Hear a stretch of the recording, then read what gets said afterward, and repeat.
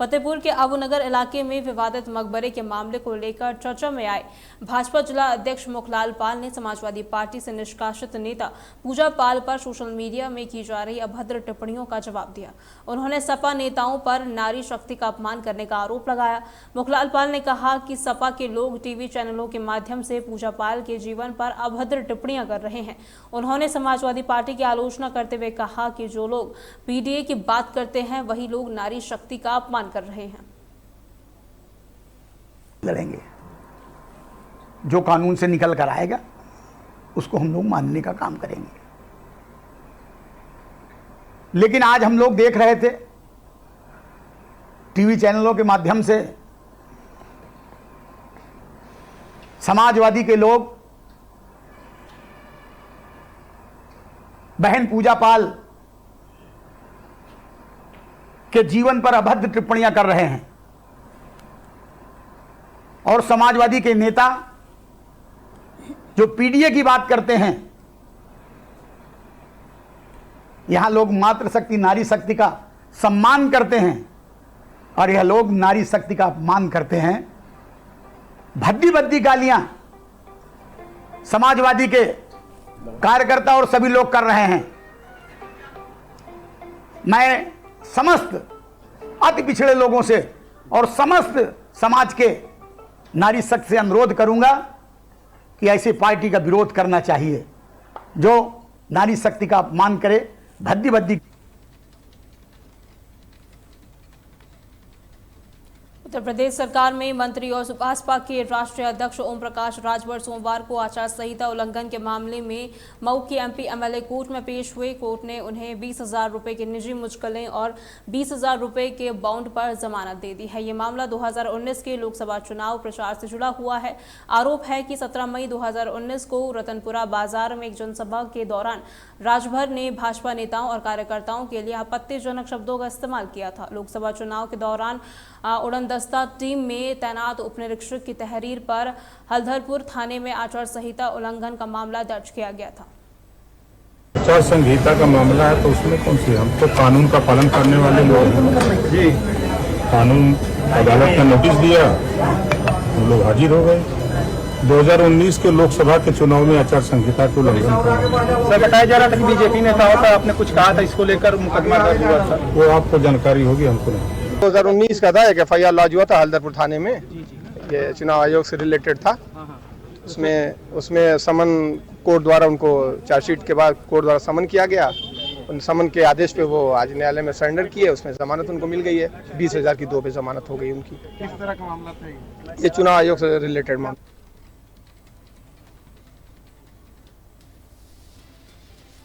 ABVP के पदाधिकारियों और कार्यकर्ताओं ने केसरगंज तहसील क्षेत्र में खेल के मैदान की मांग को लेकर प्रदर्शन किया। उन्होंने जिलाधिकारी अक्षय त्रिपाठी को ज्ञापन सौंपा और अपनी मांगों से अवगत कराया। जिला संयोजक देवाशीष सिंह ने कहा कि अगर जल्द ही केसरगंज को खेल का मैदान उपलब्ध नहीं कराया गया तो वे आंदोलन करेंगे। प्रांतीय कार्यकर्ता आदर्श शुक्ला ने बताया कि वे 3 साल से खेल मैदान सहित अन्य समस्याओं के लिए संघर्ष कर रहे हैं, लेकिन तहसील प्रशासन लगातार उदासीन बना हुआ है। उन्होंने चेतावनी दी कि अगर जल्द कार्रवाई नहीं हुई तो धरना प्रदर्शन और उग्र किया जाएगा। कैसरगंज के युवाओं की विगत 3 वर्षों से ये मांग चली आ रही है।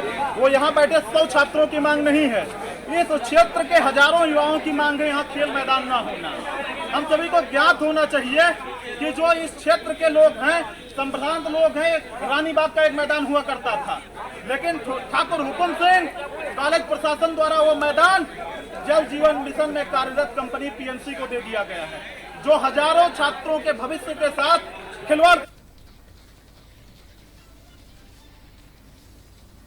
मधुबन बापूधाम थाने में तैनात एक कांस्टेबल सोहेल खान को धार्मिक स्टेटस लगाना महंगा पड़ गया। कांस्टेबल ने इस्कॉन मंदिर के सामने खड़े होकर अपनी एक सेल्फी ली और उस पर धार्मिक गाना लगाते हुए सोशल मीडिया पर स्टेटस लगा दिया।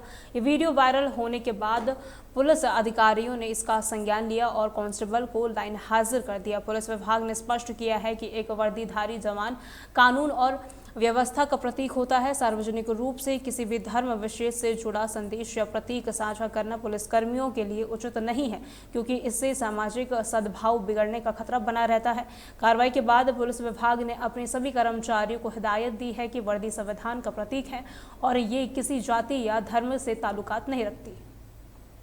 सभी भाइयों को जय श्री राम। मैं अपने सभी भाइयों को बताना चाहता हूं, मधुबन बापू धाम में तैनात सोहेल खान ने जिस तरीके से हमारे मंदिर में खड़े होकर के और उसमें एक वीडियो बनाई थी कि अल्लाह ही एक भगवान है, उसी की इबादत करनी चाहिए और कुछ नहीं। हमारे सभी हिंदू भाइयों की भावनाओं को उसने ठेस पहुंचाई थी और मैंने पुलिस प्रशासन को कहा था, तो पुलिस प्रशासन ने उसको लाइन हाजिर तो कर दिया है, लेकिन लाइन हाजिर करने से काम नहीं चलेगा। उसको तुरंत बर्खास्त करना चाहिए। जब तक सोहेल खान बर्खास्त नहीं होगा हमारा आंदोलन इसी प्रकार जारी रहेगा। और मैं कह देना चाहता हूं, जिस तरीके की भावनाएं सोहेल खान के अंदर हैं वो उजागर हो रही हैं और वो सनातन धर्म की किस तरीके से बेइज्जती कर रहा है ये भी आप लोगों ने सबने अपने आंखों से देखा है। तो इसीलिए सभी भाई पुरजोर ताकत के साथ आवाज उठाएं और इसकी बर्खास्तगी, जब तक ये बर्खास्त नहीं होगा हिंदू रक्षा दल इसी तरीके से।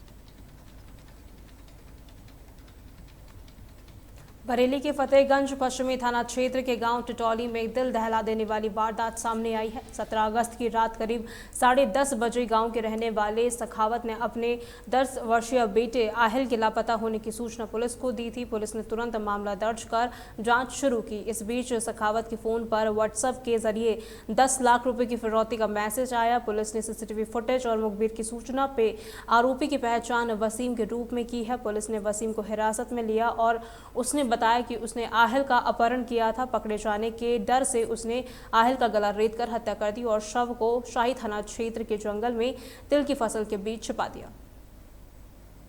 हुई कि सखावत पुत्र मोहम्मद नबी ग्राम टिटोली के निवासी हैं। इनका 10 वर्षीय पुत्र शाम 5 बजे से गायब है। पुलिस के द्वारा तत्काल FIR नंबर 328/25 रात्रि में थाने में दर्ज किया गया। मेरे द्वारा दोनों SOG टीम और सर्विलांस टीम को थाने की टीम के साथ खोजबीन में लगाया गया। इस बीच एक अज्ञात मोबाइल नंबर से वादी के व्हाट्सएप नंबर पर 10 लाख रुपए के डिमांड की एक कॉल आई, डिमांड रखी गई। पुलिस टीमों द्वारा त्वरित कार्रवाई करते हुए सर्विलांस और CCTV फुटेज के आधार पर वादी मुकदमा के सगे भांजे वसीम पुत्र नफीस अंसारी गांव टिटोली का रहने वाला है, इसको हिरासत में लेकर पूछताछ की गई। पूछताछ में इसने बताया कि इसके द्वारा प्री प्लान्ड तरीके से बच्चे के अपहरण और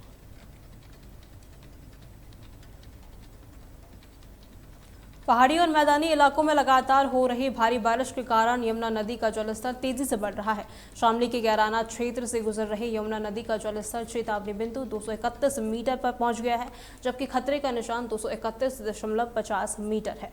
नदी का जलस्तर बढ़ने से आसपास के गांवों और किसानों की जमीनों पर सीधा असर पड़ रहा है। कई जगहों पर नदी किनारे कटान शुरू हो गया है, जिससे किसानों की फसलें बर्बाद हो रही है। नदी के किनारे बसे 1 दर्जन से ज्यादा गाँव में बाढ़ का खतरा मंडरा रहा है, जिससे दहशत का माहौल बना हुआ है। लोगों ने आशंका जताई है कि अगर पानी इसी तरह बढ़ता रहा तो अगले 24 घंटे में बाढ़ आ सकती है।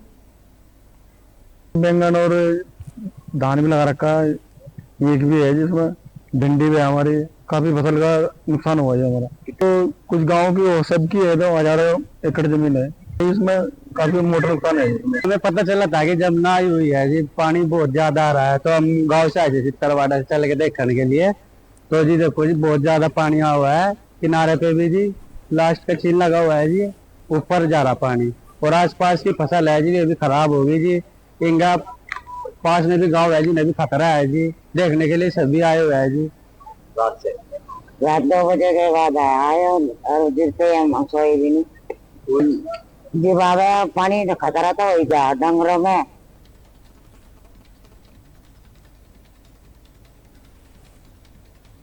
खबर जौनपुर से है, जहां जिले में उस समय हड़कंप मच गया जब एक महिला ने पारिवारिक विवाद के चलते अपने 3 बच्चों के साथ जहर खा लिया। हालत बिगड़ने पर सभी को आनन फानन में अस्पताल में भर्ती कराया गया, जहां इलाज के दौरान एक 6 वर्षीय बच्चे की मौके पर ही मौत हो गई। महिला और उसके 2 बच्चे अभी भी जिंदगी और मौत से जूझ रहे हैं। नाम सबरहद थाना शाहगंज में पारिवारिक कलह के कारण एक महिला द्वारा अपने 3 बच्चों के साथ कीटनाशक दवा का सेवन किया गया है। सूचना पर तत्काल थाना शाहगंज पुलिस व वरिष्ठ अधिकारी द्वारा मौका मुआयना किया गया तथा पीड़ितों को तत्काल स्थानीय जो हॉस्पिटल है वहाँ एडमिट कराया गया। इलाज के दौरान एक लड़के की, जिसकी उम्र लगभग 6 वर्ष है, उसकी डेथ हुई है। बाकी को बेहतर इलाज के लिए जिला अस्पताल रेफर किया गया है। इसमें प्रभारी निरीक्षक शाहगंज को निर्देशित किया गया है कि प्रकरण पर सतर्क दृष्टि रखें और बेहतर इलाज के लिए डॉक्टरों से संपर्क करते।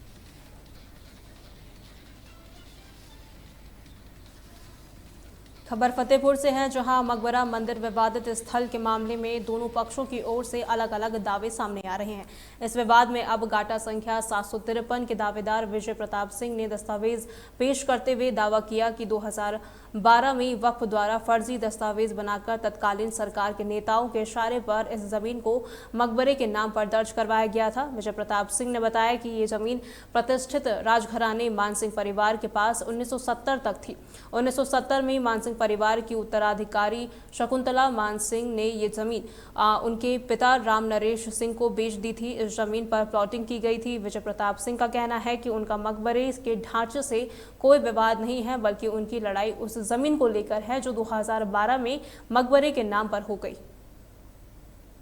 हो गई सन 2010 या 12 में, जब भी हो गई है, सिर्फ हमारा विवाद उससे है। एक अनीस जो कि वो मुतवल्ली बना, इसके पहले मकबरा में कोई मुतवल्ली नहीं था।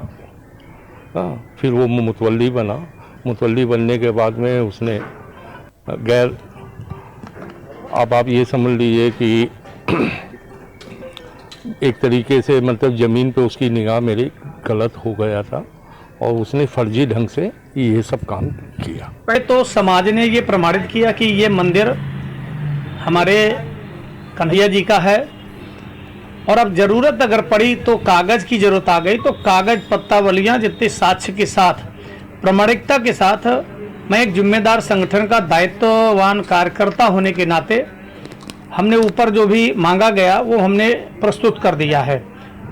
ऊपर से शासन ने भी हमें विश्वास दिलाया है कि पत्रावलियाँ के हिसाब से ये निश्चित रूप से मंदिर है और इसके लिए अतिशीघ्र, हमें लगता है कि कोर्ट में जो मामला चल रहा है वो अलग विषय है, लेकिन शासन भी किसी तरह की बवाल की पुनरावृत्ति न हो, इसके लिए अतिशीघ्र इस पर जांच करा उच्च अधिकारियों से और विद्वान अधिकारियों से जांच करा करके तुरंत हमें हमारा निर्णय सौंपेगा। और हमें विश्वास है कि हमारा मंदिर था, इसके संपूर्ण साक्ष्य प्रामाणिकता के साथ हैं जो पर्याप्त मात्रा में हमारे पास थे। हमने रुक करते हैं बरेली की ओर, जहां युवा कांग्रेस ने जिला निर्वाचन अधिकारी को ज्ञापन सौंपकर बरेली की वोटर लिस्ट को सार्वजनिक करने की मांग की है। ज्ञापन सौंपते हुए युवा जिलाध्यक्ष साहिब सिंह ने कहा कि जिस तरह से चुनाव आयोग भाजपा के फ्रंटल विभाग की तरह काम कर रहा है वो देश की जनता के साथ धोखा है। NSUI के जिला अध्यक्ष नदीम सिद्दीकी ने कहा कि जनता ने जिस विश्वास के साथ भाजपा को समर्थन दिया था, सरकार उस पर खरी नहीं उतर पाई है। उन्होंने कहा कि ऐसी सरकार को सत्ता में बने रहने का कोई अधिकार नहीं है। ये हमारी मांग है। हमारे माननीय नेता राहुल गांधी जी के नेतृत्व में जो देश भर में युवा कांग्रेस आवाज उठा रही है चुनाव वोट चोरी को लेकर, जिस तरह देखा जा रहा है जी, एक एक घर के अंदर 100-150 वोट उपलब्ध मिल रहे हैं, उसको लेकर हम सख्त से सख्त इसकी निंदा करते हैं।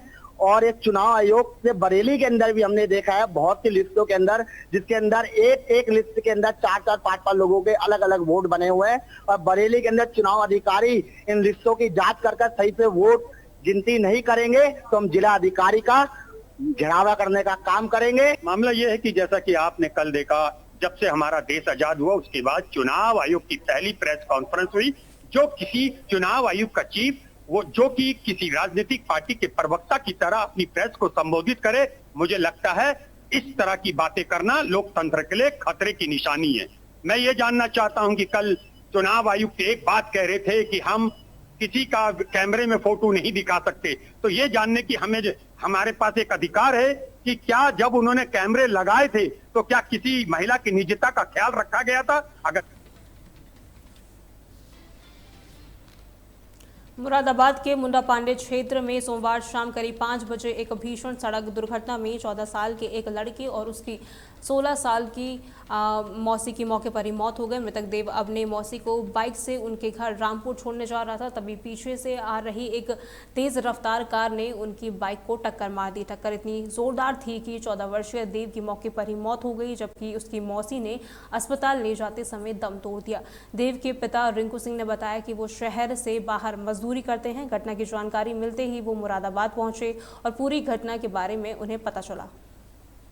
कल हाईवे पर एक कट है थाने से आगे, वहाँ पर एक स्कूटी पे 2 लोग सवार थे और एक कार पीछे से आ रही थी, उससे टक्कर हुई। उसमें जो स्कूटी सवार 2 थे उसमें एक 14 साल का और एक 16 साल, एक बच्ची थी 16 साल की और एक 14 साल का बच्चा था। अनफॉर्चुनेटली जो बच्चा था उसकी मौके पर ही मौत हो गई। मैं तो थाने घर पर रहता हूँ, अभी कोई जाने पता नहीं चल पाया। स्कूटी ऐसे हुआ, मारुति से हुआ, बस से हुआ, लड़के की उम्र क्या थी आपकी? मौसी।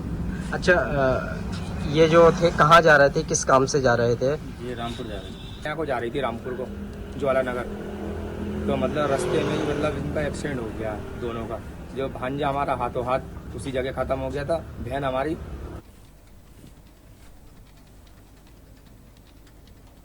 गाजियाबाद में लोनी भोपुरा मार्ग पर पुलिस ने अतिक्रमण के खिलाफ बड़ी कार्रवाई की है। पुलिस ने सड़क किनारे अवैध रूप से कब्जा करने वाले लोगों को धारा 152 के तहत नोटिस जारी किया है और उन्हें जल्द से जल्द अतिक्रमण हटाने की चेतावनी दी है। इसके अलावा सड़क पर अवैध पार्किंग बनाकर खड़े वाहनों के भी चालान काटे गए हैं। कार्रवाई के दौरान एसीपी टीला मोड़ अतुल कुमार और एसीपी ट्रैफिक सूर्यबली मौर्य भी मौजूद थे। अधिकारियों ने स्पष्ट कर दिया है कि सार्वजनिक मार्गों पर किसी भी तरह का अवैध कब्जा बर्दाश्त नहीं किया जाएगा और चेतावनी के बाद भी अतिक्रमण न हटाने वालों के खिलाफ सख्त कार्रवाई की जाएगी। एसीपी ट्रांस इंडियन सर के निर्देशन में मेरे उपस्थिति में एसीपी ट्रैफिक और क्षेत्र के जो है टीआई संतोष सिंह चौहान की उपस्थिति में थाना टीला मोड़ और सर्किल के जो है पुलिस फोर्स द्वारा भोपुरा से लेके टीला मोड़ तक सड़क पे अनधिकृत रूप से सड़क अव्यवस्थित करते हुए, बाधित करते हुए व्यापार करने वालों को 152 बीएनएसएस के तहत नोटिस दी गई है। सड़क पे अतिक्रमण के अंतर्गत नो पार्किंग में खड़े वाहनों का चालान किया गया है और जो फ्लैक्स बोर्ड दुकान से संबंधित साइन बोर्ड वगैरह जो है दुकान के सामने लगे रहते हैं, जो सड़क। खबर उत्तर प्रदेश में फिलहाल के लिए इतना ही। खबरों के लिए बने रहें तहलका डिजिटल के साथ।